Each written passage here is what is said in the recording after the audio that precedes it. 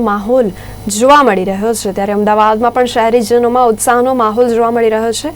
અમદાવાદના વસ્ત્રાલ ખાતે આવેલ રામજી મંદિર ખાતે તૈયારીને આખરી ઓપ આપવામાં આવી રહ્યો છે ત્યારે રામજી મંદિરમાં કેવા પ્રકારની તૈયારીઓ છે આવો જોઈએ। અયોધ્યામાં રામ મંદિરની પ્રાણ પ્રતિષ્ઠાને લઈને ભક્તોમાં ભારે ઉત્સાહ જોવા મળી રહ્યો છે ત્યારે અમદાવાદના વસ્ત્રાલ ખાતે આવેલ અતિ ભવ્ય રામ મંદિરમાં તડામાર તૈયારીઓ ચાલી રહી છે।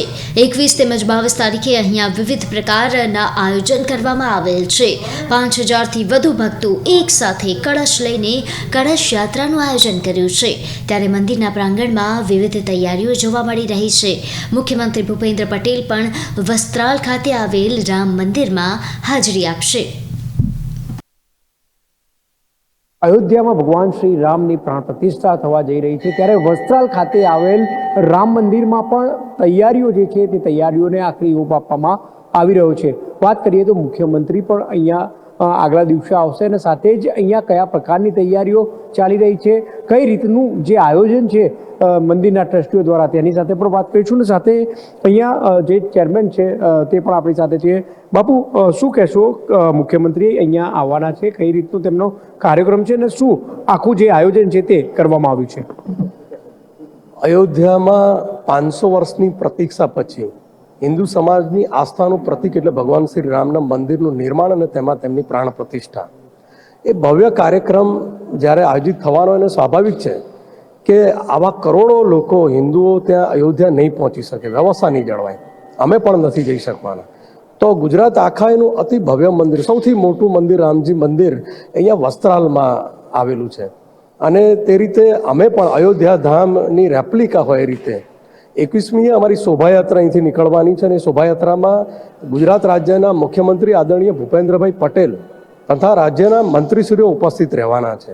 એ શોભાયાત્રા આખા વસ્ત્રાલમાં રામ ભગવાન નગરચર્યા નીકળ્યા એ રીતે ફરશે અને એ રીતે ભક્તો તેમના આશીર્વાદ લેશે અને તે અંતે અહીંયા જ્યારે પરત શોભાયાત્રા આવે ત્યારે અહીંયા એક ભંડારો રાખવામાં છે। 1 લાખ ભક્તો અહીંયા પ્રસાદ ભોજન લેશે।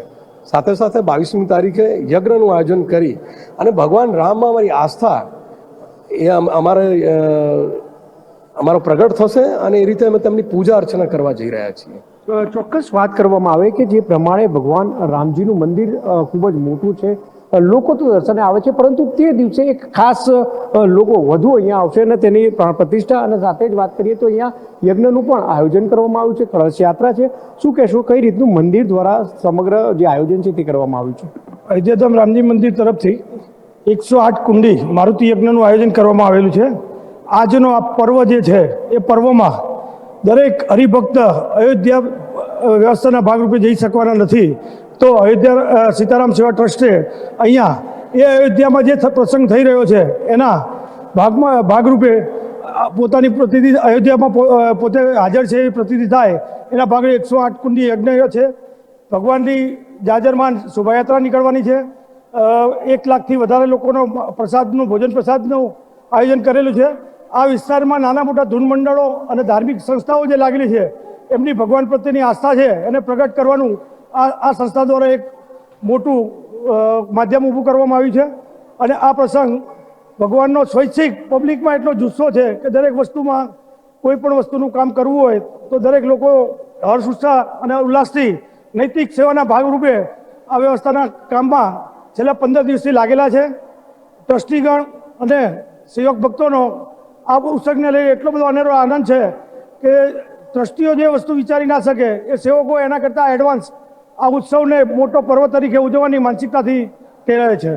ચોક્કસ આપ પણ એક રામભક્ત તરીકે શું કહેશો, જે તે દિવસે 22 તારીખે પણ આયોજન થશે, સાથે જ અત્યારે પણ તે આયોજન માટે કયા પ્રકારની જે વ્યવસ્થા છે ને આપમાં કેટલો ઉત્સાહ? 492 વર્ષની પ્રતીક્ષા, સંઘર્ષ અને લાખો લોકોના બલિદાન પછી આજે અયોધ્યાની અંદર રામ જન્મભૂમિ તીર્થ ક્ષેત્રની અંદર રામલલ્લા બિરાજમાન થવા જઈ રહ્યા છે ત્યારે આખા ભારત વર્ષની અંદર હર્ષ અને ઉલ્લાસની લાગણી છે। ત્યારે એ લાગણી વસ્ત્રાલની અંદર પણ એટલી જ છે। વસ્ત્રાલથી ઘણા લોકો કાર સેવામાં ગયા હતા અને શહીદ થઈને આવ્યા છે, એ લોકોને અહીંયા અયોધ્યાથી આમંત્રણ પણ આવ્યા છે। તેમ છતાં એ લોકો અહીંયા વસ્ત્રાલની અંદર જે અમારે અયોધ્યા ધામ રામજી મંદિર છે અહીંયા રોકાઈ અને એ લોકો અહીંયા આનંદ માણવાના છે. અને વસ્ત્રાલની જનતામાં એટલો ઉત્સાહ છે, દરેક ઘર, દરેક સોસાયટી, દરેક રોડ, દરેક કોમ્પ્લેક્સો લાઇટિંગથી સજાવવામાં આવી રહ્યા છે. દરેક સોસાયટીની અંદર સાડીઓ બાંધીને પણ સજાવટ થઈ રહી છે. દરેક સોસાયટીઓમાં રંગોળી પૂરવામાં આવી રહી છે. જેમ અયોધ્યાની અંદર ભગવાન 14 વર્ષે વનવાસ કાપીને પાછા આવ્યા હતા અને દિવાળીનો માહોલ હતો, એના કરતાં પણ જોરદાર માહોલ આખા ભારતભરમાં થાય અને એનો હિસ્સો વસ્ત્રાલનું રામજી મંદિર અયોધ્યા ધામ પણ બને અને એની પ્રતિષ્ઠા લોકો આખું ભારત નિહાળે કે જેવો કાર્યક્રમ અયોધ્યામાં થયો છે એવો જ કાર્યક્રમ વસ્ત્રાલની અંદર રામજી મંદિરમાં થાય, એવો ઇતિહાસ બની જાય, એવી ઉત્સુકતા છે તમામ કાર્યકર્તાઓની અંદર. સ્વયંભૂ 5000 કાર્યકર્તાઓ, સ્વયંસેવકો નોંધાઈ ગયા છે અમારા, અને દરેક લોકો છેલ્લા 2 મહિનાથી આ સેવાના ભગીરથ કાર્યમાં જોડાયેલા છે અને ખૂબ જ આનંદની લાગણી અનુભવી રહ્યા છે. પોતાના સ્વજનો ગુમાવ્યા છે, ગોળીઓ ખાધી છે, મારા સાળા ને સસરા પણ ટ્રેનમાં ગુજરી ગયા છે.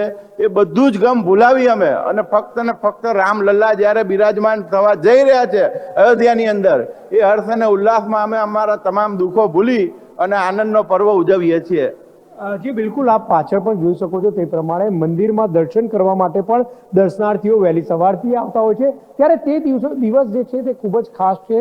સાથે જ અત્યારે જે વાત કરી તો તમામે તમામ લોકો અને ખાસ કરીને અહીંયા મંદિરના ટ્રસ્ટીગણ હોય કે પછી સ્વયંસેવકો હોય, મંદિરમાં તમામ પ્રકારની જે તૈયારીઓને લઈને અત્યારે ઉત્સુકતા તેમાં જોવા મળી રહી છે અને સાથે તે દિવસે પણ ખૂબ જ સુંદર આયોજન કરવામાં આવશે તેવું પણ તેમનું કહેવું છે. કેમેરામેન કૌશિક પરમાર સાથે બ્રિજેશ દવે, અમદાવાદ. માં રામજી, સીતાજી અને લક્ષ્મણજી સહિત ભગવાનની પ્રાણ પ્રતિષ્ઠા કરવામાં આવી રહી છે. ત્યારે મંદિરમાં કળશ ઉપરાંત વિવિધ રીતે તેને શણગારવામાં આવી રહ્યું છે. 21 તેમજ 22 તારીખે અહીંયા 1 લાખ ભક્તોનું જમણવાર પણ રાખવામાં આવેલ છે. ત્યારે અયોધ્યામાં રામ મંદિરને લઈને શહેરના તમામ રામ મંદિરમાં ઉત્સવનો માહોલ અને દિવાળી જેવો માહોલ જોવા મળી રહ્યો છે. કેમેરામેન કૌશિક પરમાર સાથે બ્રિજેશ દવે, અમદાવાદ. જામનગરની જીજી હોસ્પિટલ અવારનવાર વાદ વિવાદમાં સપડાઈ છે. ત્યારે